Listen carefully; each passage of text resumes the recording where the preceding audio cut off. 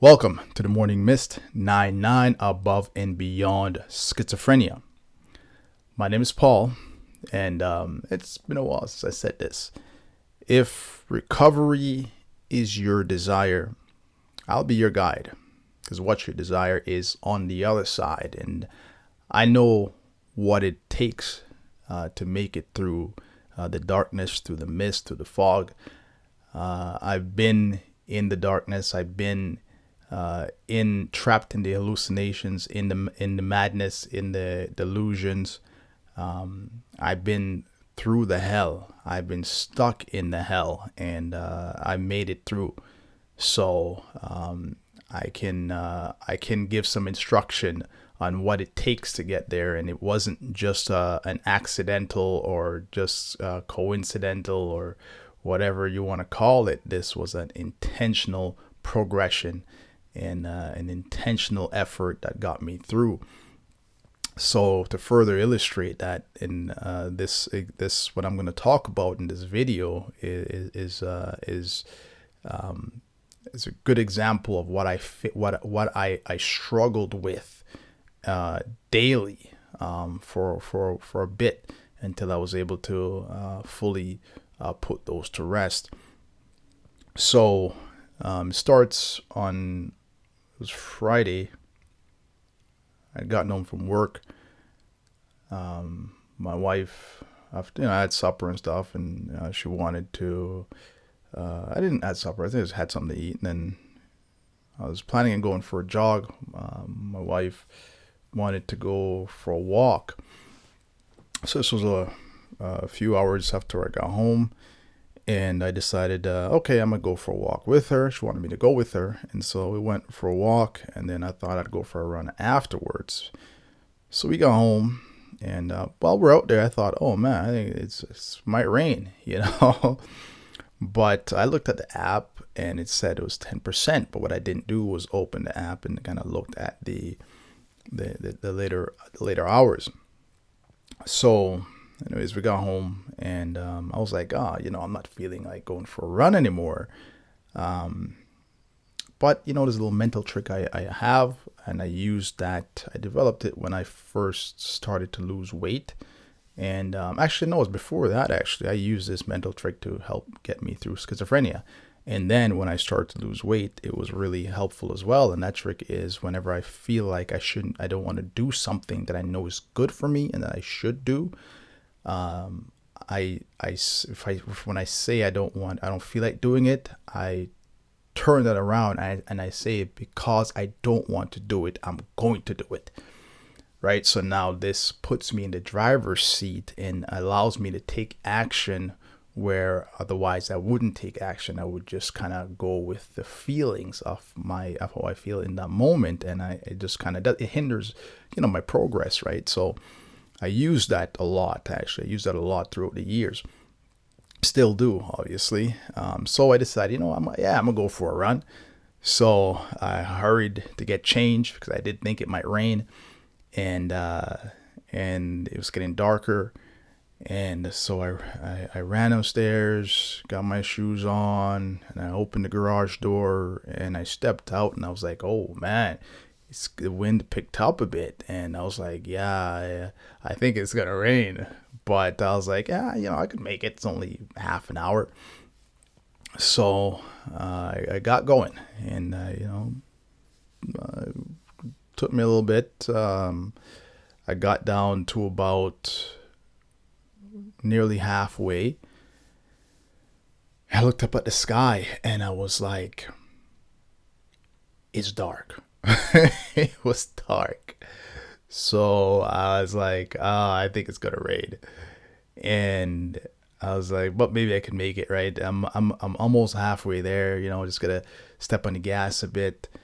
And so when I got around, there were some other people out there too. A few other people I came across were walking their pets, their dogs. So just past halfway on the leg back, I felt some drops. Felt some drops of rain, and I was like, oh no. but maybe there's just going to be drops, right? Sometimes it drops, it doesn't really rain, right? So, okay, I kept going, and those drops turned into a downpour, and it was crazy. I like running in the rain, right? But this was different. I had my new shoes on. I had my new shoes on. I was like, oh no. What? And I just got some waterproof shoes as well. But I was wearing these ones because I like them, and I didn't think it was gonna rain at all. Really, I was like, I could make it, right? So I was like, man, why did I wear these? So, but that was just the start of my problems, because some lightning and thunder started hitting. And when I say lightning, man, this wasn't little shots going off. This was like lighting up the sky. And I was like, I didn't even look. It was so bright, I couldn't even look at the thing. But when I kept my head down looking at the ground, and it was so bright, it just like I had to cover my eyes. Now, there's something about that though, because I had, when I was going through schizophrenia, right, there was a situation that really terrified me. I used to have these repetitive, blasphemous, intrusive thoughts, and they would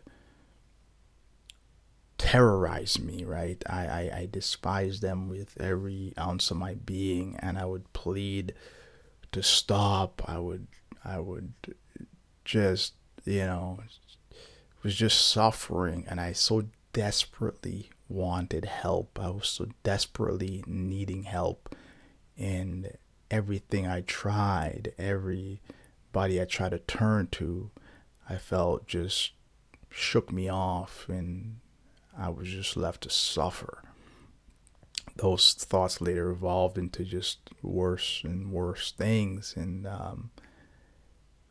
when I used to be outside and going for a walk and stuff, and it would start raining and lightning would come, and even without the rain, sometimes the voices would tell me that God is gonna kill me, and then when the lightning comes, that is gonna strike me with lightning because of these horrible things that I would say, and it would always frighten me. It would always fill me with such terror, and I had to go back home and get inside because I was so afraid. I really, I felt that fear. It wasn't just thoughts, it was like a real feeling, a fear. I got through those. But for the first time in many years, I felt that pressure, and it was heavy. When that lightning struck and those thoughts started coming back, and that fear came back, and it was pressing on me, and I felt like running and banging on people's doors to let me inside because God is going to strike me with lightning. And it was so much was going on.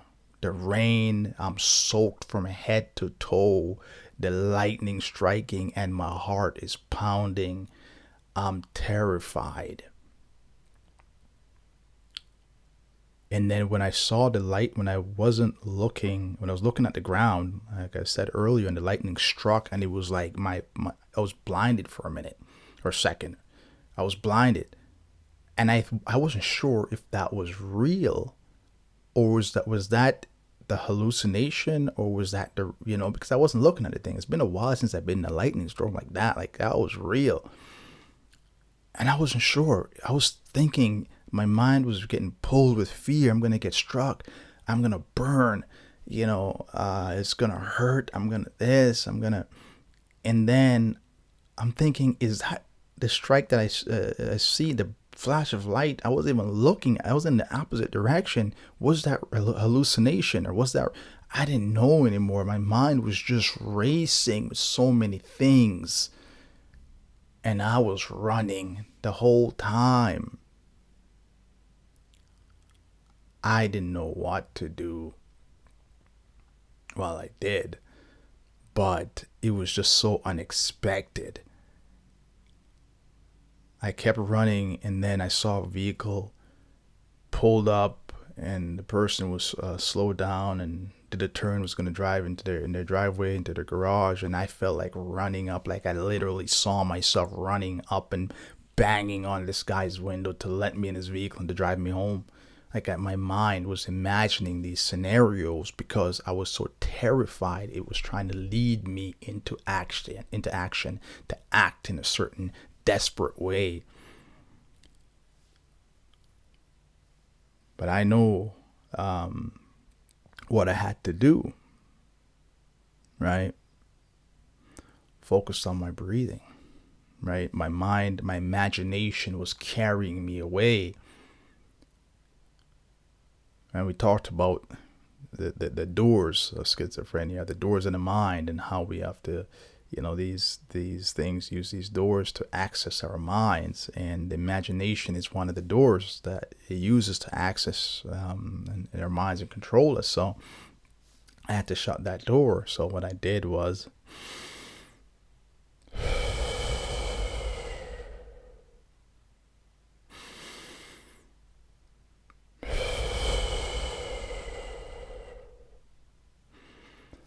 bring myself back, pull myself back, using my breath, pull myself back to the present, right? I had to focus on my breath. When I was running, my breathing was shallow, right? It was shallow. So I had to take that deep breath, bring my focus back to what's in front of me. Because what happens when you start wandering in the imagination, you're no longer in the present, you're no longer focused, like you're just on autopilot, right? And your real eyes is watching this imagination vision, this imaginary vision, imaginary reality. It's an alternate reality, right? And this is how the split mind, schizophrenia, comes into play. The mind creates an alternate reality, right? And then it tries to have us living this alternate reality, which is parallel to another reality that's there, right? Which is what our bodies and everything's in, but yet we're also, our mind tries to bring us to this other space. So in this other reality, I was banging on people's doors, right? I was so terrified. I was just had a mental collapse, right? So had I continued to listen and to feed into this fear, following in it, listening to it, I would have had a mental collapse, right? But I recognized what was happening, so I used my breath to pull me back into the present, where I can now focus and look at what's in front of me. And I realized that my breathing was shallow, because how could it not be when my attention is not even in the reality, the real world, in my physical presence. It's in the presence in another place. So my breathing becomes shallow. So my mental energy pulls into another realm, and that imaginary place can become my reality, right? This is how the mind allows us to create that reality, right? And it's either subconsciously, unconsciously, or we do it consciously, intentionally, right there I was just following, right? So had I not pulled back, and I like to when I talk to people, sometimes I like to use the thought that it's I envision it like a person tightrope walking, and then you have this, when the person is tightrope walking, they have this pole, and they use to balance, is what I believe it's for, So if that's me, and you're there high up, and maybe there's traps underneath, spikes, fire, whatever. Excuse me. There's danger just from the height, and then what's beneath it. So, but what happens is with the hallucinations, the paranoia, the fears, all these things becomes like weights, and you have this pole, and it's like a bird weighing how many 100 pounds or whatever, and comes and lands on one side, and it tilts you this way, and you gotta hold that weight, and if you don't, you and the more you feed into it, the heavier it gets. Where there's paranoia, there's fear. So as one bird becomes two bird, becomes three birds, or whatever. These just floating, and boom, keeps landing. And if you don't bring some counterbalance to the other side, if you don't have any, then you'll collapse right down into the fire. That's what almost happened to me, right? So what I had to do was use my breath to kind of bring my awareness back to the present, so that I can now use reason to balance myself out, right? So now I start using the thought that, come on, Paul, do you think God needs you to be outside in a lightning storm so he can say, I finally got you, Paul, and so he can strike you? I'm like, this is God. He can strike you when you're in your bed on a nice cloudless day. If God really wants to get you, there's no stopping it. That it's like, that's kind of belittling. That's kind of disrespectful in itself, to think that finally, it's not like, it's not like you can't get struck by lightning. You're outside in the middle of a lightning storm, but to say that God's going to do this just to get you, after all this time you've been running from him, he finally got you. It's like, come on, man. So I got to use those reasoning, those thoughts, to kind of bring balance and say, man, that's stupid. Stop thinking like that. Just keep focus on your strides.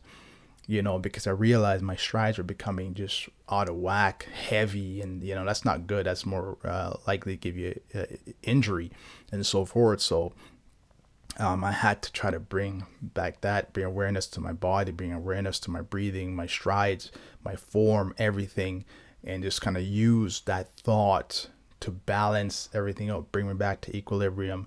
And then I started to focus on the moment. It doesn't mean that went away. No, it kept trying to come back to me, right? Every time the lightning struck, I heard it. It was just trying to send me visions of me just being set on fire, burning, right? So it was like a really intense situation.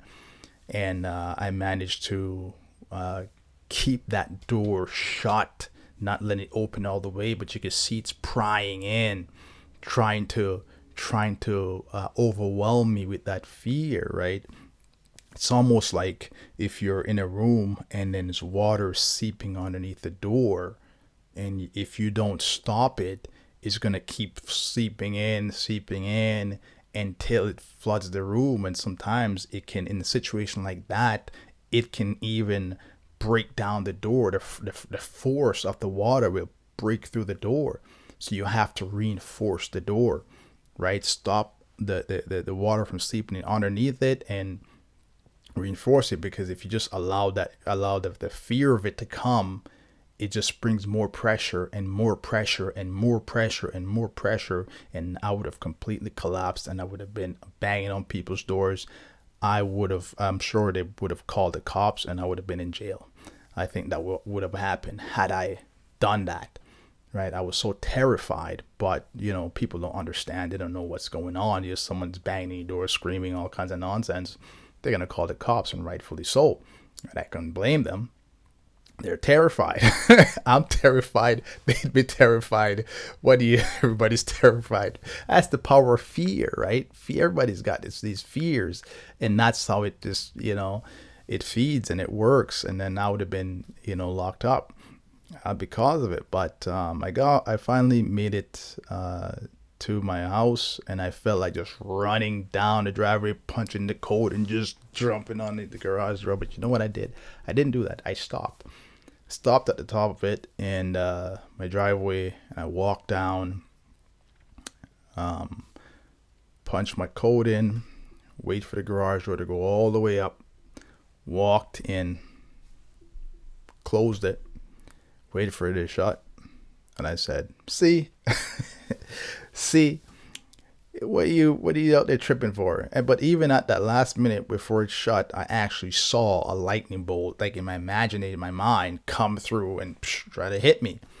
Right? It's just because that pressure, it followed me all the way to the very last moment. Right? It tried to convince me this is going to happen, but it's when it comes like that, your response to it is very important, and it's important not to respond in a way that strengthens it, right? And I think that's what a lot of people do. We just follow it, and I used to be like that when I was in that schizophrenia symptomatic phase. I used to follow all the imagination and all this stuff, and it would just lead me wherever it wanted to. But I understand that it's not how it works. And now, but I did make a video about how I talked about mainly about alcoholism, addiction, and so forth, and that if you were to break an addiction, you spend years in addiction, then you break out of it. There's always a risk of going back into it, and they had for alcoholism it's called once an alcoholic, always an alcoholic. And I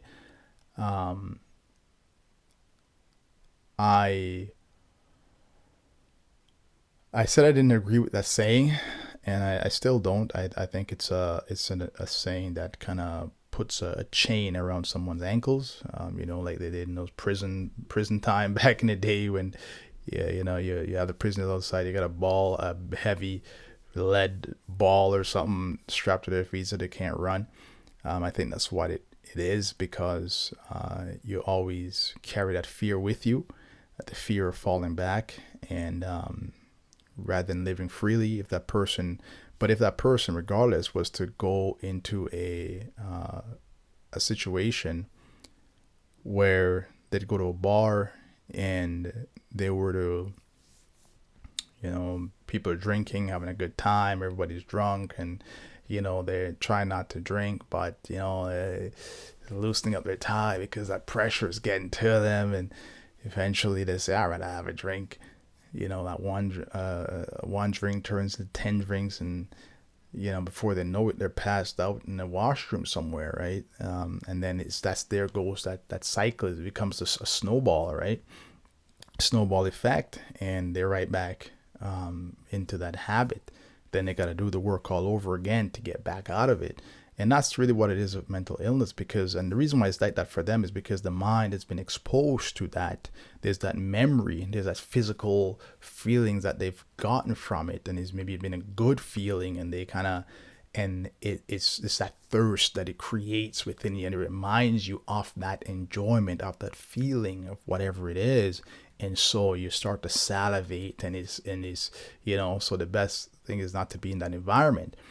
And then you kind of don't have to deal with that, but that's kind of how it works. It's because your mind have been exposed to it. The gate of memory comes into play, and then the imagination starts to come into play as well, about giving you showing you feelings and visions of you having a good time or whatnot, right? And so it's the same thing with mental illness and recovering. It's like whatever it is you recover from, whatever, whether it be addiction, whether it be alcohol, drugs, sexual, whatever it is always a risk, right? Because you've experienced, the mind have gone there, and there's a risk of it coming back. And that's what was happening to me. The memory was being used to bring back a paranoid fear I had from in the past, and it was bringing that into the present, and the same fearful feelings I had was trying to rush back in and to overcome me and bring me back into that pattern of behavior, right? Because I was wrapped up in that pattern of behavior for so many years, and now it was coming right back. I remember the feeling, I remembered all that, and everything was just bringing right back to the present, and try to bring that past experience and life and reality into that present. So if I wanted to resist that, I had to not focus on the and any of that, but to keep my attention into the present and use my reasoning to balance that out, to keep me even, to keep me walking, and to not lose confidence and not be fearful, because fear as well is a magnet to the things you don't want to happen, right? And so for me, I feared that so much that it's a magnet to bring me back into the same psychosis situation, right? So I do have some work to do still. I know that, but it's whatever it is that you've grown out of, a past behavior, past habits.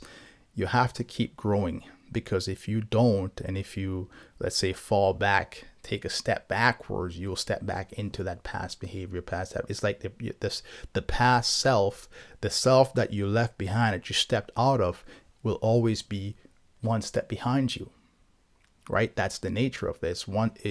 It always be one step behind you, and if you step backwards, you will step right back into that person that you were, right? That's why we have to constantly evolve. We have to constantly grow, constantly develop ourselves, in order to keep ahead and to grow stronger, right? And to elevate ourselves. And that, but fear of falling back is not the way to do it. This is a natural process of the human evolution and the human development. This is something that we have to do. We have to continue growing. Not just when we're out of school and so forth, we stop learning, and we have to continue to learn and continue to strengthen ourselves and our minds. And this, if we don't do that, then we risk stepping back, falling backwards into that. We might fall, we might trip and stumble, but we get back up and we keep going, right? And so it's important to remember that. So if you're struggling with psychosis symptoms, maybe if you've gotten through certain symptoms and now there's that fear of going back, then let go of the fear. Focus on the present. Look in front of you where you want to go, the direction, and just start using some positive affirmations, whether it's Bible verses, whether it's maybe some quotes from your favorite I don't know, doctor, psychologist, philosopher, whatever it is, to help strengthen you. And sometimes, it's the negative is always easier to give into, because it's so natural. It comes of its own volition, and it has like a mind of its own, right? And it acts without you intending it to. So really, you just got to sit back and it leads, right? But when you want to take the positive, the opposite effects, you have to act with intention.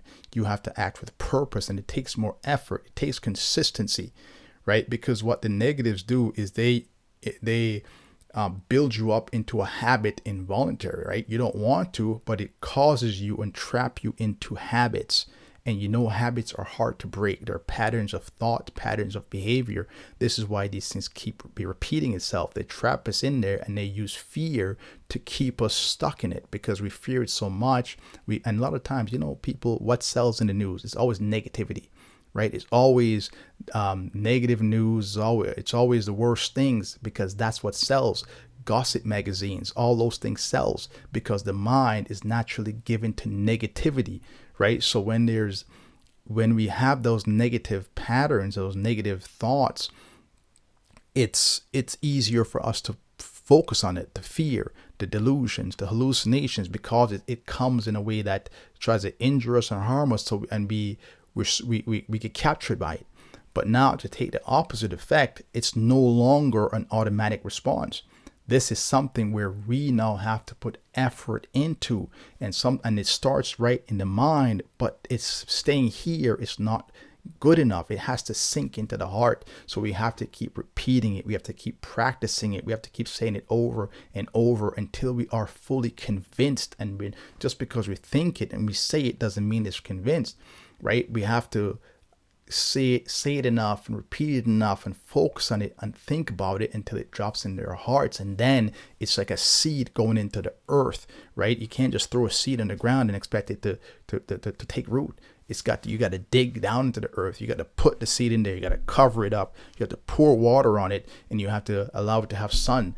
And then, you has to have that process, that time to take root into the earth and then to grow. So that's what we have to do. It takes time to sow that seed into the earth, those positive things, right? And sometimes that's where people give up, because in the meantime, the negative is still going to be there trying to choke out the positive. What you're trying to sowing is going to try to push it out, but you have to be more resilient, more persistent, and to keep watering and to keep having that sunlight on it and to keep going back and doing some weeding, right? And then it'll start to grow and it'll start to grow and it start to push that negative out and it start to bloom, right? And then it'll start to bear fruit.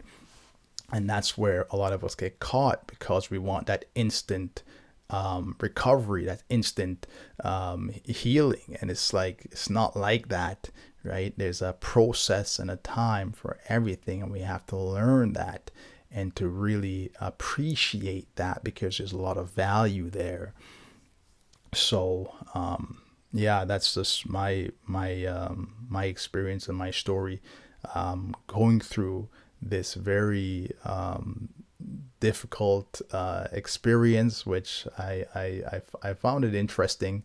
And I know some of you might be going through some of these things, and maybe you have family members, but it's got to keep encouraging them. If they're not there yet, you have to keep encouraging them. And like I said, the mind creates these things, and the mind can overcome them. The mind can keep you out of them, and it's just to be aware that you're more than able to get out of it and to stay out of it. And just because you're out of it, I made a video about there's a girl, Lauren. She has a YouTube channel, Living Well with Schizophrenia. I made a video about a video she did where she wanted to I think taper off her meds, and I think eventually she wanted to come off them, but she was going to taper off of it and reduce the amount of meds she was taking. And I made a video where I thought that she wouldn't do well because of how her attitude towards going in this direction, where she was saying she was going to reduce the meds and see what happens. And I thought that was just a bad way to approach it. You cannot approach this with that kind of an attitude. That's an attitude you might as well just don't. If you have just a we'll see attitude, that's a failure, because this thing is a lot stronger than that. And she stopped the meds, and then slowly the wall that the meds been keeping between her and the symptoms dissolves, and then that water started coming in. It starts to trickle in, and then she got overwhelmed, right? Because it's important, when that wall dissolves, you got to know it's going to go, and you have to have a response plan. You cannot just have a wait, we'll see attitude. You have to make sure that you're ready. You have to ensure that, and you have to understand the rules of how this thing works, the way it works. And that's what I'm trying to inform people about, that this is not some accidental thing that happens. We have to suit up, and we have to be prepared, and we have to be intentional, and it has to be a daily work. And you put in that work, and and you'll get the reward, but you have to be willing to put in the work. It's nothing, it's not just something you just eat something and hey, I'm good. It's not that simple, right? It's popping a pill. Yeah, sure, you can take a pill and it's all right, but if you're gonna ever come off that pill and it doesn't stop the gap permanently, then you're not going to be able to withstand what comes if you don't have the know-how and the confidence and the awareness that is necessary to keep pressing forward in the understanding. And just like how when I came in that garage, I totally forgot about it. I was more concerned about my shoes, man. I totally forgot about what happened, like how everything was, like I wasn't stressed, or is schizophrenia coming back? Oh my gosh. Oh man, what am I going to do? It's like, no, like I was being attacked and I beat the attacker. That's it.